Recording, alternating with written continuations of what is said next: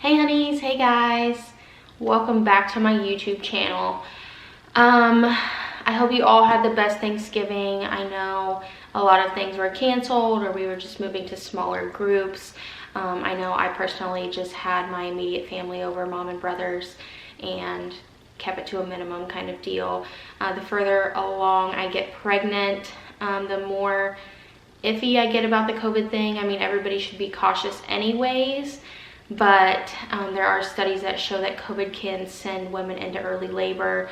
Again, I'm 22 weeks now.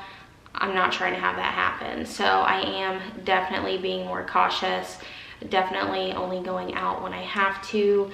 My job puts me at risk every day a million times over, so that's enough for me. Anyways, speaking of Thanksgiving, Christmas, New Year's, we're in holiday season.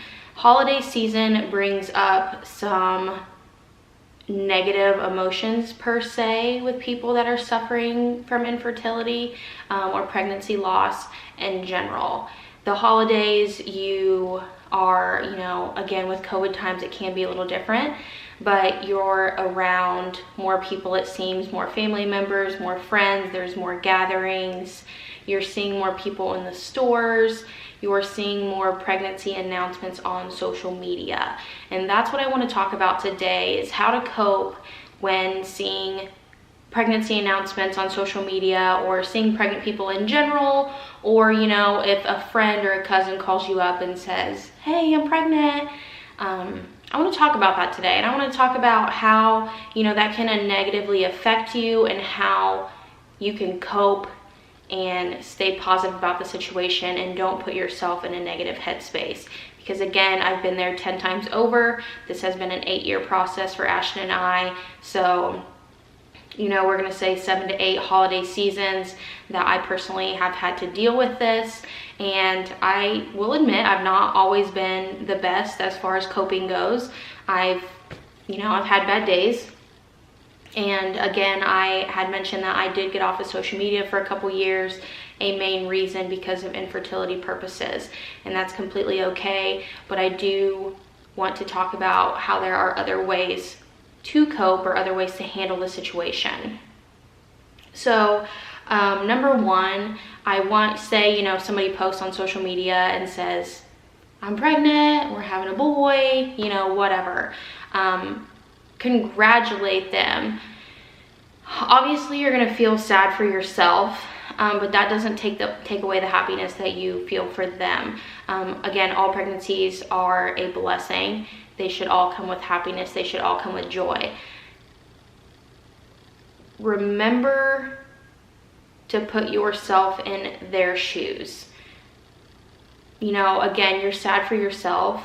You're possibly angry. Why is it not me? When is it going to be my turn? All these questions run through your head, and that sucks. But again, remember to not make your infertility issues their issue, because it's not their issue. Some people are lucky enough, a lot of people are lucky enough to never have to go through infertility issues or losses in general. But again, 1 in 4 people do have a loss at some point in their life, and 1 in 8 couples battle infertility. So those are huge statistics. But just remember to put yourself in their shoes. Be happy for them. And it's okay to be sad for yourself.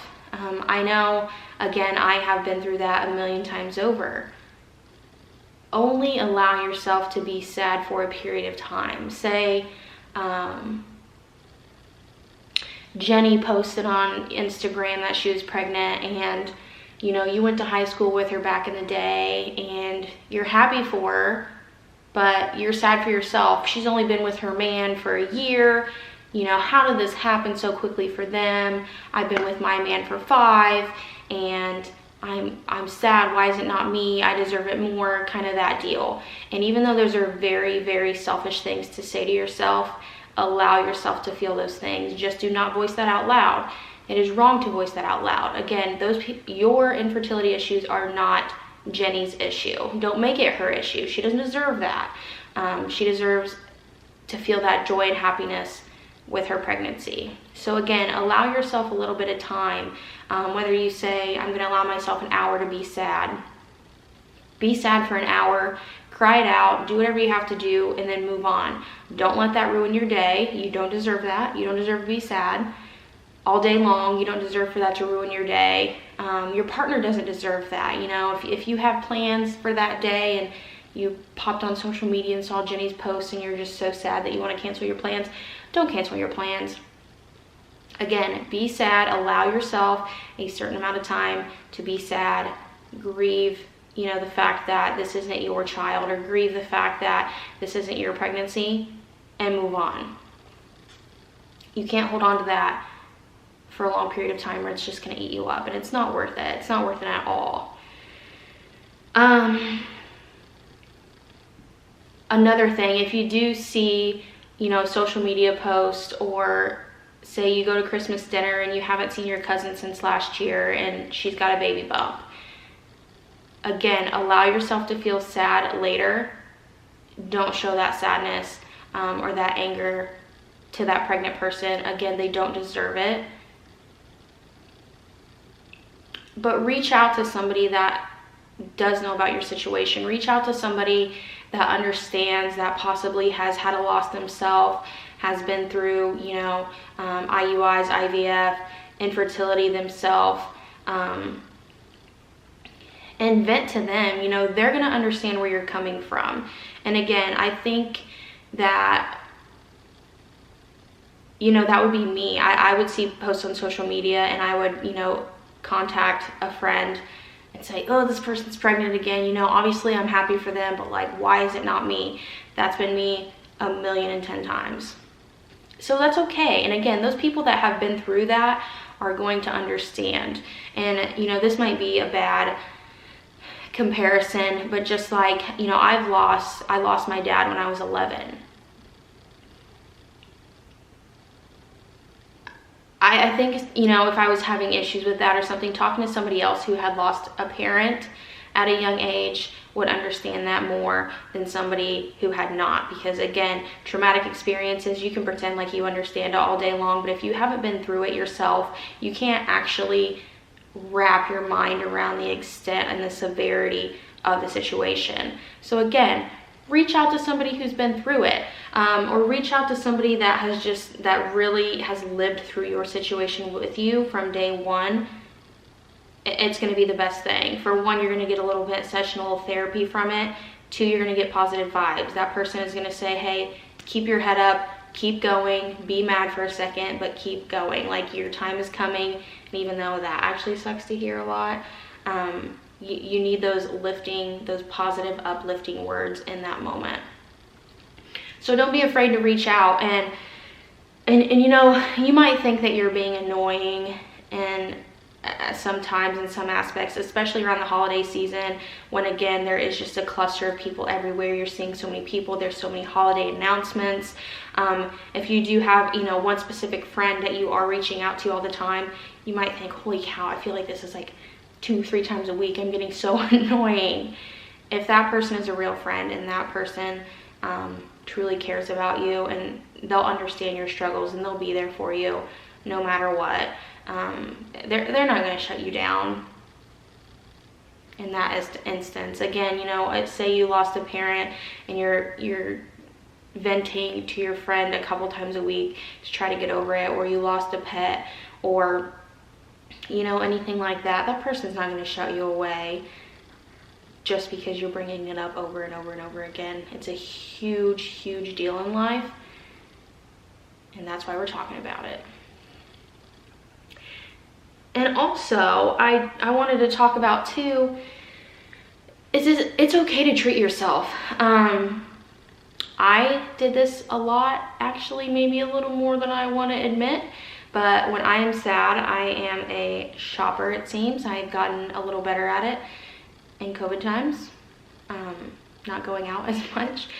But, you know, when you're down, or again, you see these pregnant people or announcements, it's okay to go out and treat yourself, to give yourself a little boost. Because, you know, I don't care who you are, us as women, if you go and buy yourself a new sweater, or go and get your nails done, or go have lunch with a friend, you know, anything to like treat yourself a little bit per se. You get that boost of happiness.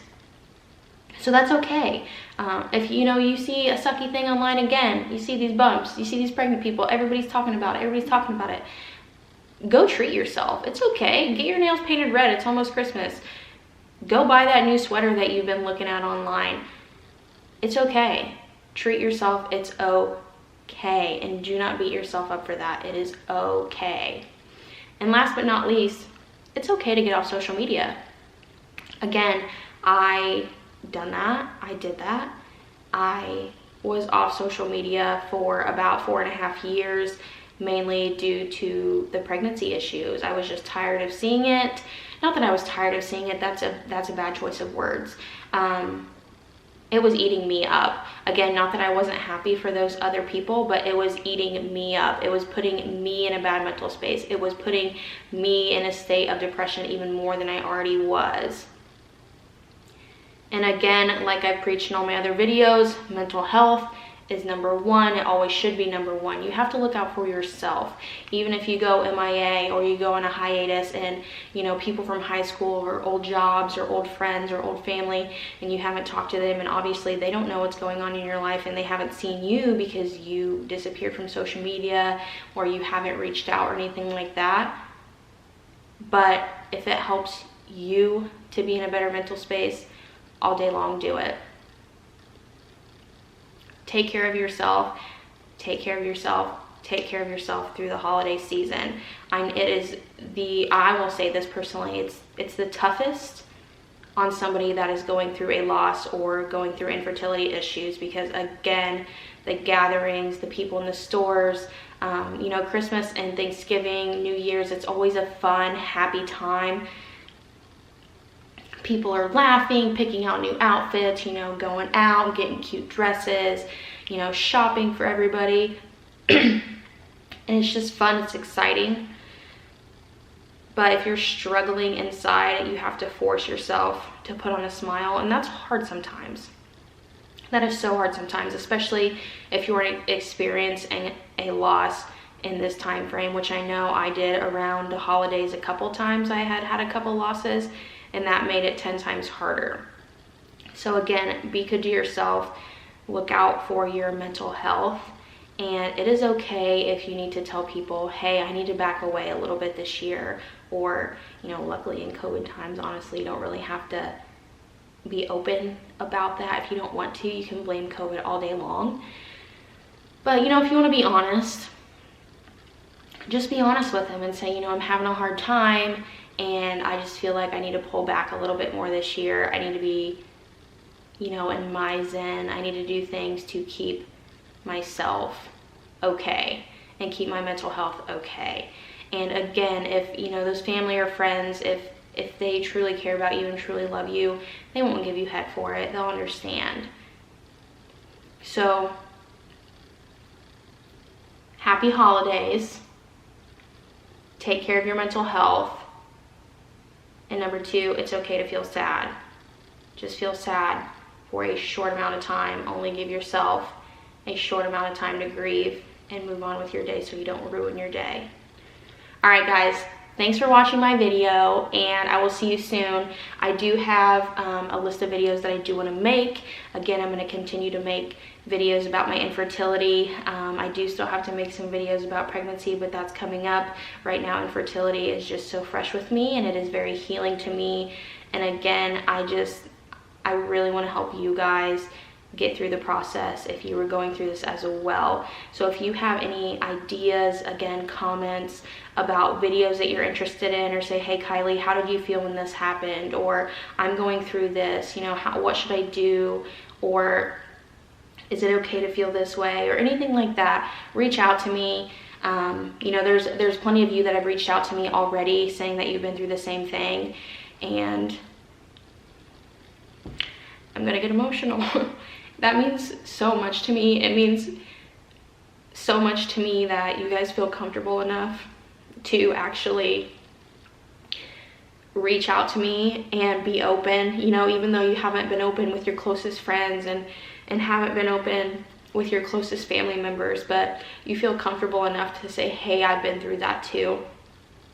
That means the absolute world to me, because it's hard to come out and tell anybody what you're going through. I mean, look how long it took me. Or even, you know, when I was going through it, I only had you know, like just a few of my closest friends that knew what was going on. But even, you know, people that I would say is in my, you know, immediate friend group didn't even know what was going on. So again, that means the world to me that you guys would reach out to me and tell me such a personal thing.